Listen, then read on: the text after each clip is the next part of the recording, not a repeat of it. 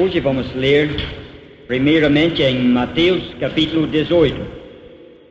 O Evangelho segundo Mateus, e o capítulo 18, versículo 15. Ora, se teu irmão pecar contra ti, vai, e repreende-o entre ti e ele só. Se te ouvir, ganhaste a teu irmão. Mas se não te ouvir, leva ainda contigo um ou dois, para que pela boca de duas ou três testemunhas toda a palavra seja confirmada. E se não as escutar, dize-o à igreja.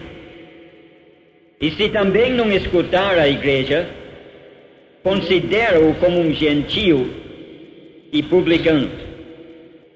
Se também não escutar a igreja, considera-o como um gentio e publicano. Em verdade vos digo que tudo o que ligares na terra terá sido ligado no céu, e tudo o que desligares na terra terá sido desligado no céu. Mais alguns versículos em Apocalipse, o último livro do Novo Testamento e o terceiro capítulo, Apocalipse capítulo 3, e o versículo 7. E ao anjo da igreja que está em Filadélfia, escreve: isto diz o que é santo, o que é verdadeiro, o que tem a chave de Davi, o que abre e ninguém fecha, e fecha e ninguém abre. Eu sei as tuas obras. Eis que diante de ti pus uma porta aberta, e ninguém a pode fechar. Tendo pouca força, guardaste a minha palavra e não negaste o meu nome. Observe bem o fim deste versículo 8.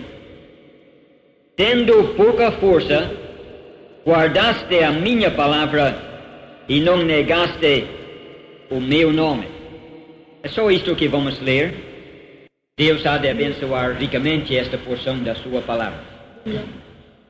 Ontem nós consideramos as palavras do Senhor Jesus Cristo quando disse: eu edificarei a minha igreja. E pensamos um pouco naquela igreja que o Senhor disse que iria edificar.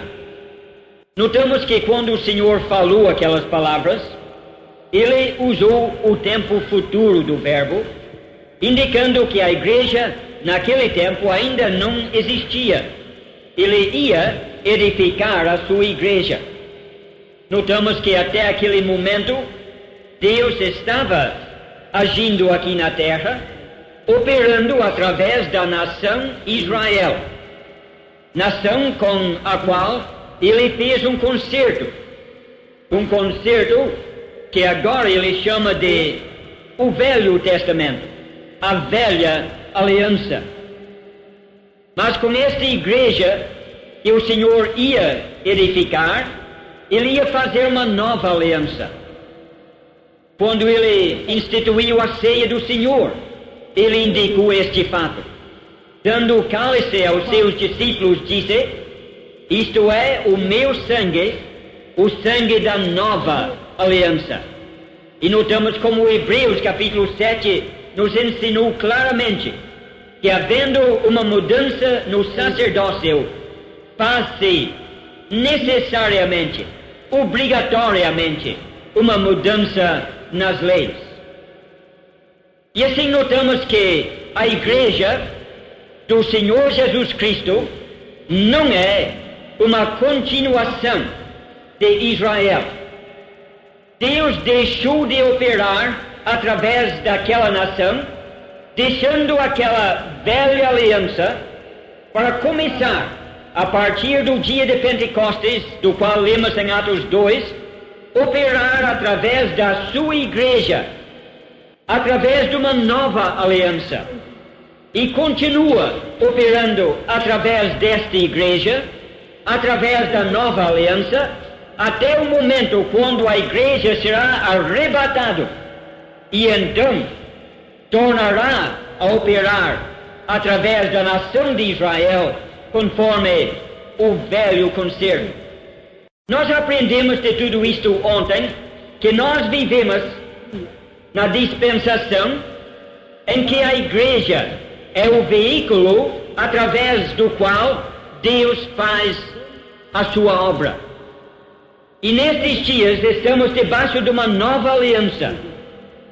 E notamos que não podemos cair no erro de muitos cristãos no primeiro século e de muitos cristãos no dia de hoje de tentar impor na igreja os princípios do velho concerto. Aqueles princípios eram próprios do velho concerto, mas não têm lugar na igreja. E os princípios da nova aliança são aqueles que encontramos naquela parte da Bíblia que chamamos de o Novo Testamento. Eu edificarei a minha igreja, disse o Senhor.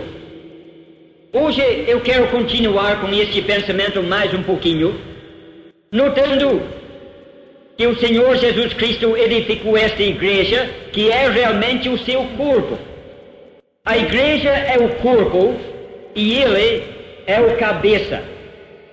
Sendo que a igreja é o corpo de Cristo e ele o cabeça, é claro que não pode haver hoje uma reunião desta igreja, uma manifestação visível desta igreja, porque a maior parte dos membros deste corpo já estão no céu. Uma pequena parte ainda está na terra. Seria impossível, por enquanto, reunir todos os membros deste corpo. Portanto, esta igreja, a Igreja de Cristo, não pode agir tomando decisões, fazendo obras, e não pode haver na igreja, aliás na terra, uma organização que se chame a Igreja de Cristo. Mas o que existe na terra são muitas igrejas, num sentido estritamente local. Notamos ontem que Deus usa a palavra igreja no Novo Testamento talvez umas 15 vezes para descrever o corpo de Cristo, que inclui todos os verdadeiros cristãos, que alguns gostam de chamar de a Igreja Universal. Mas, se ele fala desta igreja talvez umas 15 vezes no Novo Testamento, em mais ou menos 95 ocasiões, ele usa a mesma palavra, igreja, num sentido estritamente local. E o que Deus está fazendo aqui na terra hoje é operar através de igrejas locais. Mas antes de considerarmos a natureza dessas igrejas locais, precisamos esclarecer uma coisa mais. Já que o corpo de Cristo não pode reunir por enquanto, vai reunir no momento do arrebatamento. Mas até aquele momento ela não pode reunir e, portanto, não pode tomar decisões efetivas. Os homens, talvez na sua ignorância, talvez em rebelião, fazem as suas organizações, e é uma coisa comum em nossos dias ouvir a palavra igreja no sentido de uma organização mundial. Alguns até pensam que existe, em primeiro lugar, a Igreja Universal, que é o corpo de Cristo, da qual já temos falado. Existe também a Igreja na Terra, que inclui todos os cristãos que vivem em determinado momento na Terra. E existe, em terceiro lugar, igrejas locais. Eu gostaria de dizer com clareza que a Bíblia não apresenta estes três aspectos da igreja. Apresenta a igreja em dois aspectos apenas. A igreja, o corpo de Cristo, e as igrejas locais. Se fazemos uma organização, organizando todos os cristãos na terra, falando desta igreja como sendo a igreja visível, a igreja na terra, é lógico que esta organização terá que ter uma cúpula, uma liderança, ou em outras palavras, um cabeça. E a igreja não pode ter dois cabeças. O cabeça é Cristo. Os homens têm feito as suas organizações. E se vocês me permitem, por algum momento, citar nomes, não com o intuito de criticar, mas simplesmente para esclarecer. A organização chamada Católica Romana tem no Vaticano o seu Papa. A igreja chamada Ortodoxa tem em Constantinopla o seu Patriarca. As igrejas protestantes têm os seus moderadores, arcebispos, ou em certos casos, reis ou rainhas, como cabeças das suas igrejas. Mas não pode haver duas cabeças num corpo só. Seria uma coisa anormal. E na igreja, o corpo de Cristo, não pode haver, além de Cristo, outro cabeça. É um erro gravíssimo reconhecer uma cúpula, quer seja uma só pessoa, como o arcebispo, patriarca, rei ou papa, ou quer seja um grupo de pessoas que procuram controlar e orientar o que eles chamam de a igreja na terra. Para assumir uma posição de liderança desta forma, aquela pessoa ou aquelas pessoas estão usurpando a posição que pertence unicamente a Jesus Cristo. E nós, como cristãos, nunca podemos permitir que o nosso Senhor tenha um rival. Ele é único. Ele é supremo. Isto quer dizer que o cristão que quer reconhecer o senhorio absoluto de Jesus Cristo não pode reconhecer um cabeça na terra. E se não pode reconhecer um líder terreno, é lógico que ele não pode pertencer a uma organização que tenha um cabeça na terra. Pense bem nisso. Eu sei que nos dias em que nós vivemos, há uma certa dificuldade, pois nós nascemos num ambiente que não criamos. Quando nós chegamos aqui neste mundo, nós encontramos um mundo confuso, onde há uma diversidade de chamadas igrejas. Todas elas, neste mundo ocidental, dizendo-se igrejas cristãs. Nascendo nesse ambiente, talvez seja uma coisa natural pensar que é absolutamente normal esta condição, este estado de coisas. Talvez pensemos que Deus criou isto. Ou se conseguimos perceber que Deus não criou esta confusão, e que Deus não aprova esta confusão, talvez pensemos que, já que nós não criamos isto, e chegamos aqui e encontramos tudo isto já feito, não há mais nada que podemos fazer. O problema existe, não foi criado por nós e jamais poderá ser solucionado por nós. E, consequentemente, acomodamos-nos e aceitamos a presente situação e achamos que o cristão, devido a estas circunstâncias anormais, deveria, da melhor maneira possível, escolher entre as organizações a igreja que mais lhe agrada o que seja mais conveniente. Eu espero, meus irmãos, que nós possamos enxergar o que a Bíblia apresenta. Que quase 2000 anos atrás, Jesus Cristo começou a edificar a sua igreja, o seu corpo místico. Este corpo é composto de todo o verdadeiro cristão. A maior parte, como já disse, já está no céu. E este corpo, esta igreja, não pode reunir hoje, nem tampouco poderá tomar decisões e agir como um corpo.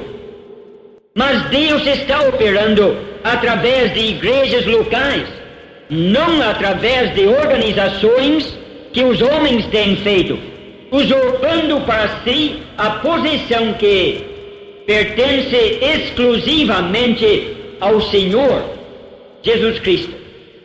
E a nossa posição como cristãos, como membros do corpo de Cristo, é uma posição de separação total dessas organizações que os homens fizeram, para que possamos permanecer fiéis ao cabeça, ou como diz em Colossenses capítulo 2, que não sejamos como aqueles que não retêm o cabeça, que é Cristo.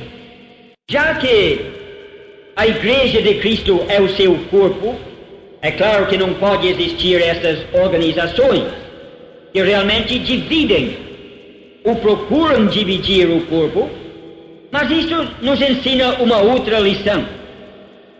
Se Cristo está edificando a sua igreja, o seu corpo, e todos nós que somos salvos pertencemos a este corpo, então é claro que o cristão não pode ficar isolado. Se ele não pode unir-se a uma organização que tenha um líder humano em qualquer lugar aqui na terra, ele também não pode ficar isolado. 1 Coríntios capítulo 12 é um dos muitos trechos que fala sobre o corpo, e ele diz, entre outras coisas, que o corpo, sendo um, tem muitos membros, mas esses muitos membros são um corpo só. Esses dedos são membros do meu corpo, essa língua também é, e todos esses membros permanecem juntos, unidos, formando um corpo só.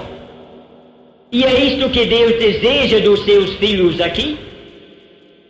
Se nós somos salvos, nós não podemos ou não devemos unir-nos a organizações que obedecem à liderança humana, mas nós devemos reunir-nos com cristãos numa igreja local. E tendo dito isto, chego ao ponto que quero apresentar hoje à tarde, sobre essas igrejas locais. Se é que nós temos de evitar estas organizações lideradas por homens, e é que não podemos ficar isolados, com quem podemos reunir? E como podemos reunir? Neste estado confuso em que nos achamos, neste mundo confuso, pergunto eu, ainda é possível reunir como faziam em tempos bíblicos? Eu espero que, em consequência deste estudo e dos que virão depois, que poderemos responder, sem dúvida alguma, na afirmativa. Podemos e devemos. Mas como? Para começar a responder a esta pergunta, pense um pouquinho no seu Novo Testamento. Lembre como os apóstolos fizeram, como os cristãos dos primeiros dias da igreja fizeram. Lembre dos Atos dos Apóstolos, como andaram de lugar em lugar, levando consigo o Evangelho. E em cada localidade onde o Evangelho foi pregado e crido, pessoas foram salvas. E essas pessoas ficaram naquela localidade reunindo regularmente para manter um testemunho local. Era uma igreja local. Aquelas pessoas eram cristãos e reuniam simplesmente como cristãos. Se Paulo foi para Corinto, ele não formou naquela cidade uma igreja de Paulo. Se ele foi para Éfeso, não plantou mais um filial da igreja de Paulo. E se Pedro foi para um outro lugar, não plantou uma igreja de Pedro. Onde Paulo pregou, ele deixou um grupo de cristãos, reunindo como cristãos. Não eram seguidores de Paulo, eram apenas cristãos. E vemos isto claramente em Corinto, porque aconteceu em Corinto o início daquilo que nós conhecemos tão bem no dia de hoje. Em Corinto vemos as primeiras manifestações do sectarismo. A semente que futuramente germinou, produzindo todas estas denominações que hoje se multiplicam tanto. Lembra quando Paulo escreveu aos Coríntios, ele disse: eu ouço que há divisões entre vós, porque alguns dizem, eu sou de Paulo, outros dizem, nós somos de Apolos, e ainda outros, nós de Cefas, e ainda outros, nós de Cristo. Nós de Paulo, nós de Apolos, e assim por diante. E lembra como Paulo censurou energicamente aquela atitude, mostrando que Cristo morreu por eles. Paulo não foi crucificado por eles. Foram salvos no nome de Jesus Cristo. Foram batizados em nome de Jesus Cristo, não em nome de Paulo nem de Pedro. E se foram salvos em nome de Jesus Cristo e batizados em nome de Jesus Cristo, deveriam reunir unicamente no nome de Jesus Cristo. Nunca poderiam aceitar um outro nome, quer seja o de Paulo, o de Pedro, o de Apolos, o de qualquer outro. Temos naqueles tempos os cristãos em cada localidade reunindo simplesmente como cristãos, porque sentiram uma atração ao nome do Senhor Jesus Cristo. Foram atraídos a Ele. Ele é o centro da sua reunião. É isso que acabamos de ler em Mateus capítulo 18. Em Mateus capítulo 18, lemos de um caso que poderia surgir em qualquer localidade. Um problema, desentendimento entre dois irmãos. E se acontecer algo assim, o Senhor Jesus Cristo disse que você deveria ir conversar com seu irmão. Se conseguir resolver o problema entre vocês dois, muito bem, encerrou o assunto. Mas se teu irmão não te ouvir, então chame mais um ou dois irmãos e vá falar com ele outra vez, para que, diante de 2 ou 3 testemunhas, cada palavra seja estabelecida. Se nesta altura resolver o problema, muito bem. Mas se não, então fala à igreja. É a primeira menção de uma igreja local no Novo Testamento. Capítulo 16, como notamos ontem, é aquela igreja que é o corpo de Cristo. Agora no capítulo 18, ele diz que nesses momentos de problema, que poderemos, no último caso, levar o problema para a igreja.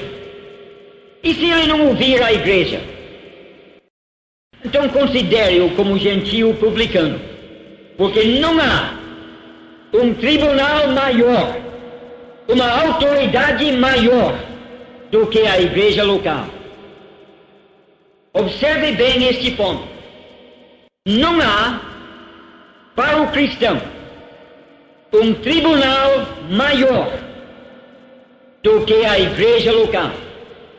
Você procura resolver o seu problema em particular, não consegue. Leva um ou dois irmãos e na presença deles procure resolver. Se não consegue, leve ao conhecimento da igreja. E se a igreja não puder resolver e convencer aquele irmão, não há um tribunal superior. Isto em si deveria ser o suficiente para mostrar que nunca pode haver uma organização, uma federação de igrejas com uma cúpula, ou em Brasília, ou em São Paulo, ou no Vaticano, ou em qualquer outro lugar. A igreja local é a mais alta autoridade para o cristão aqui neste mundo. E falando desta igreja local, que reúne, conforme Mateus 18, e toma decisões e tem autoridade para agir, Jesus Cristo disse: onde estiverem 2 ou 3 reunidos ao meu nome, ali estou eu, no meio deles. É um dos versículos mais importantes da Bíblia, se é que tem um versículo mais importante que outro. Vemos neste versículo os princípios de uma igreja local.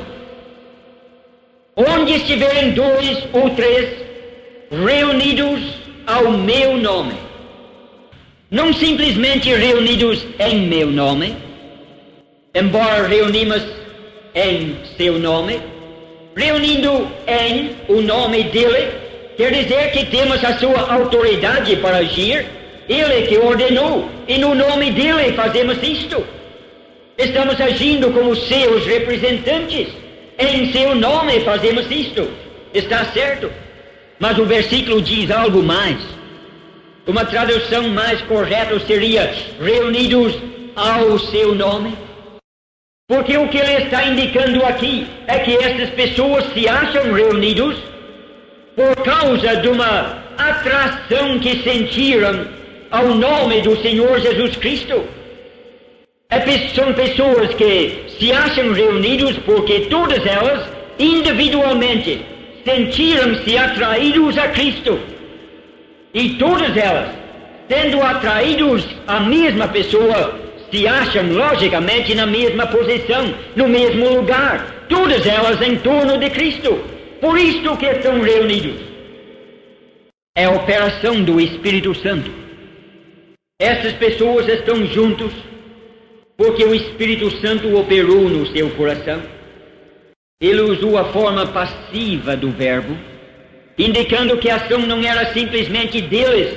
Não é que eles gostaram daquele local, gostaram daquela maneira de reunir, gostaram daquelas pessoas e, portanto, se ajuntaram. É que o Espírito Santo operou no coração de cada uma dessas pessoas, criando nelas um desejo de estar com Cristo e, sentindo-se atraídos a Ele, deixaram as organizações dos homens. E como diz o escritor aos Hebreus no capítulo 13, saíram para Ele. Para Ele. Ele é o imã que atrai. E em consequência desta atração a Cristo, essas pessoas se acham juntas. É uma igreja local.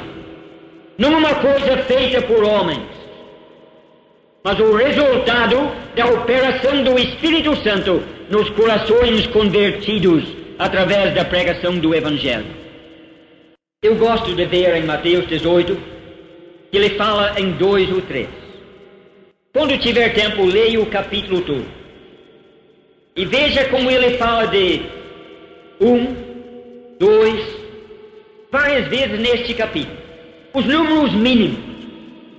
Quando ele chega a falar da igreja local, outra vez ele usa os números, o mínimo que poderá ter. 2. Claro que não pode ter uma reunião com uma pessoa só, não seria uma reunião. O mínimo seria 2. Onde estiverem 2 ou 3 reunidos ao meu nome, ali estou eu, no meio deles. E é isto que acontecia naqueles tempos, primeiros dias da igreja. em cada localidade onde o Evangelho fora pregado. Pessoas ouviram aquela mensagem, arrependeram do seu pecado, entendendo que eram pecadores perdidos em perigo da perdição eterna. Viram em Jesus Cristo a única esperança. Foram atraídos a Ele em toda a sua necessidade, recorreram a Cristo e Ele os salvou. O Espírito Santo veio habitar nos seus corações. Corações agora transbordando de gratidão a Cristo, o seu Salvador. Não queriam mais saber do mundo. Não queriam mais saber das coisas dos homens. Amavam a Jesus Cristo porque Ele primeiro os amou. Queriam estar com Ele. E a única atração nas suas reuniões era a pessoa de Cristo, a palavra de Cristo. Reuniram a Ele. E estes grupos de cristãos, mesmo sendo compostos às vezes de 2 ou 3, mantinham na sua localidade aquele testemunho ao seu Senhor. Eu gostaria de indicar agora, talvez, 2 das características mais destacadas daquelas igrejas locais. Foi por esta razão que lemos em Apocalipse capítulo 3, naquela carta que o Senhor Jesus mandou à igreja em Filadélfia. No versículo 8, ele disse que aquela igreja tinha pouca força. Lembra de Mateus 18 outra vez? Onde estiverem 2 ou 3. Esta de Filadélfia também tinha pouca força.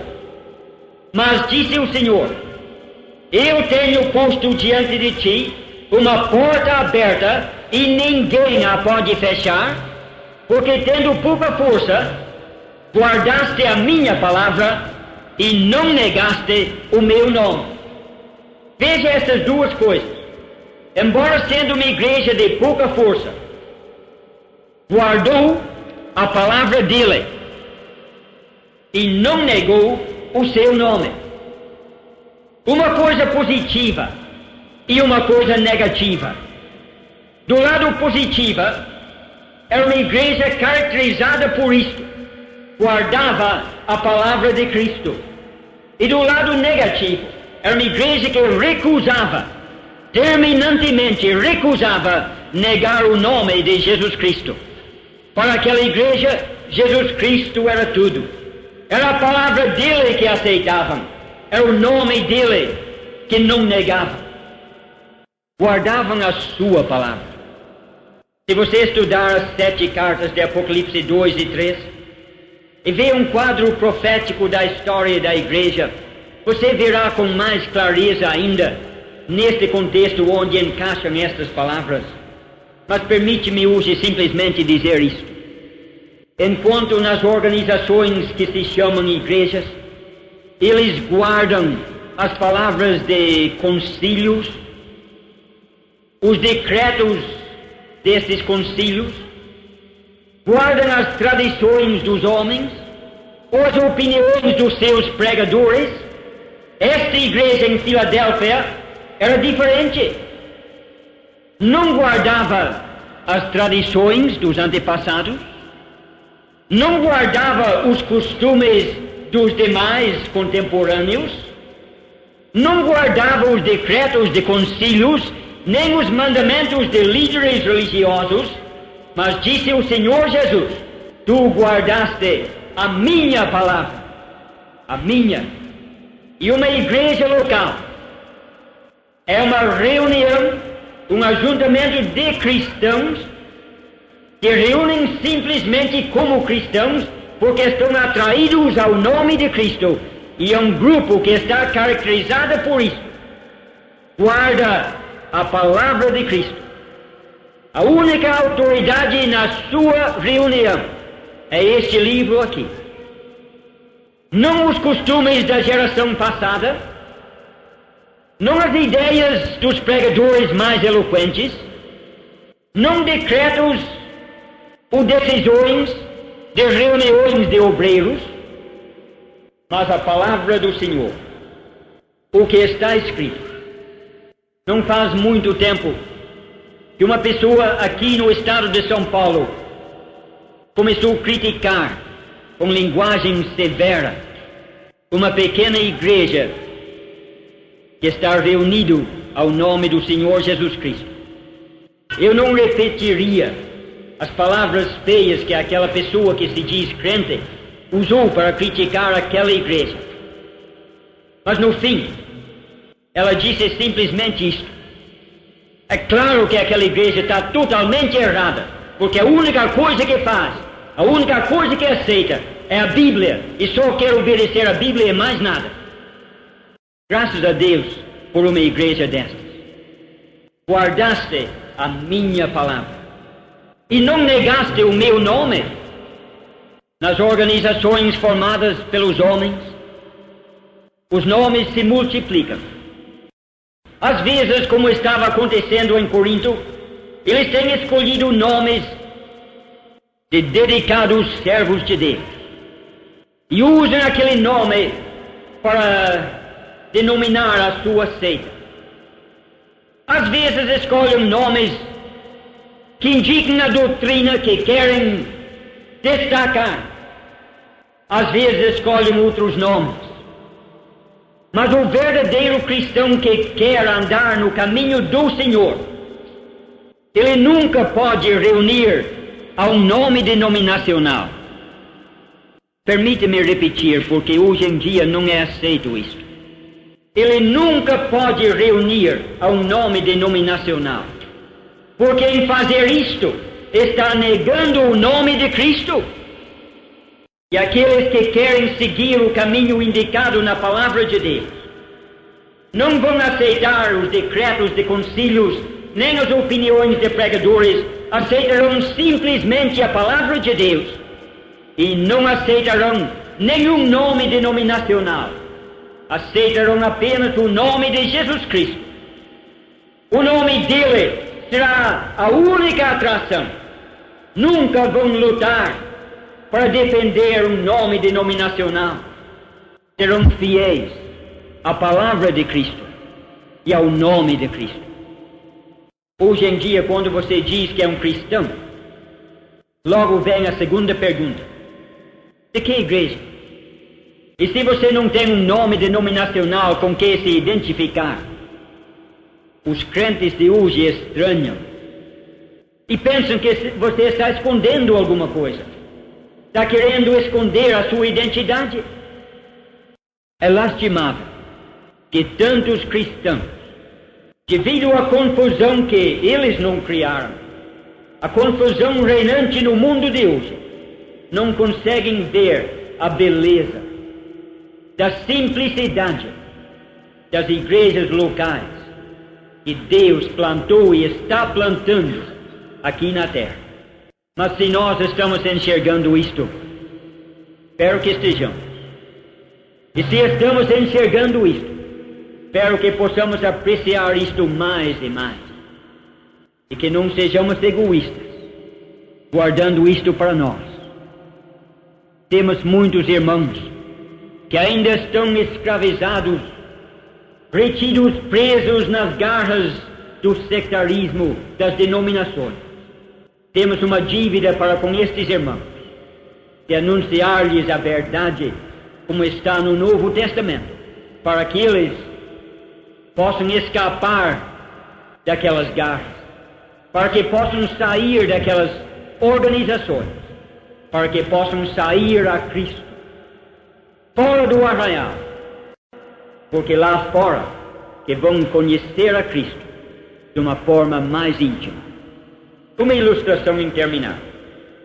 Houve um homem que foi curado pelo Senhor Jesus Cristo, um homem cego. O Senhor abriu-lhe os olhos, mas os líderes religiosos não gostaram nada daquilo. Eles começaram a perguntar e querendo pressionar aquele homem para falar o que eles queriam que falasse. Não sabia falar muita coisa, mas ele simplesmente podia dizer que era cego, mas agora via, e que aquele homem que fez isto para ele não podia ser um pecador, como eles estavam dizendo.